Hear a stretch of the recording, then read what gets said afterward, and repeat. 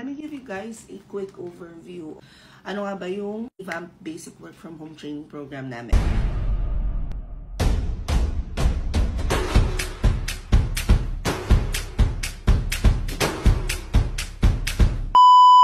Ang course outline nito will give you the basics of freelancing. After 2 to 3 sessions, you guys will be able to talk to different mentors, yung mga hawak nila na classes. They will give you an overview, anong ginagawa ng SEO, ng technical writer, copywriter, SMM, graphics design. Yung lahat ng classes namin, basta may available na mentor for a specific day, ituturo nila sa inyo.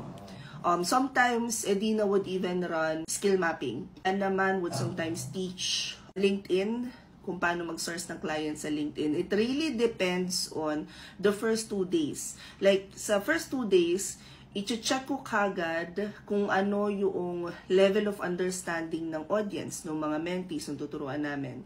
For that month, if ready na ba tong mga reps na to get more information about specific platforms, tools, skills, ganyan. I will also gauge yung interaction.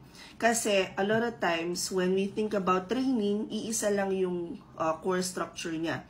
Isa lang yung course outline. But one thing that a lot of people who offer classes or trainings do not do is i-align yung course nila based on the audience.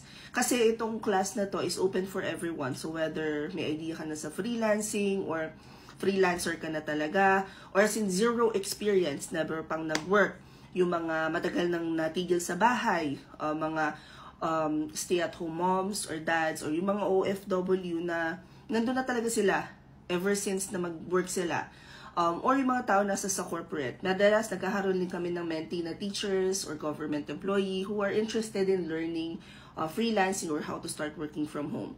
So based on the first 2 sessions, we'll be able to check kung gaano na nga ba sila ka-ready. And then, I'll check with the mentors kung available sila for specific days.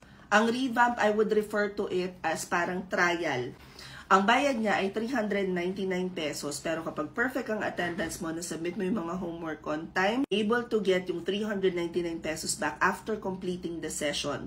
So when we say completing the whole training process, ang certification process namin is after nung 9, usually 8 to 9 sessions Minsan, kinakaya naman ng 6. So, 6 to 9 sessions siya. You guys will then have your application book session. You will then have yung final activity na kailangan yung isubmit. And then, kailangan yung mag-schedule ng one-on-one with me. Pagka naipasa nyo na yung one-on-one, that's the time na ma-refund yung 399 pesos nyo. The reason why we're doing this is because we want to make sure na seryoso ka talaga, na hindi ka lang bastang nag-sign up kasi libre. Kasi pwede naman namin i-offer itong session na ito ng libre, kaya lang ang dami nagsa-sign up tapos hindi tinatapos. If you guys wanna join, punta lang kayo sa profile ko, i-click nyo lang tong link na to. Again, 6 to 9 sessions siya, 399 pesos lang, and May ang class niya.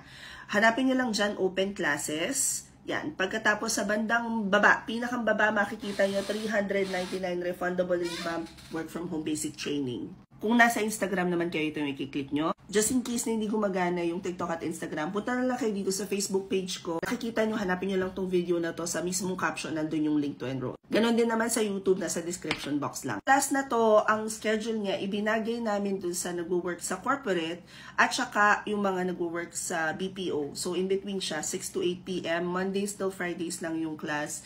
And I think I covered everything, but just in case na may mamiss ako, i-comment nyo na lang yung questions nyo dito and follow for more work from home chismis. Bye!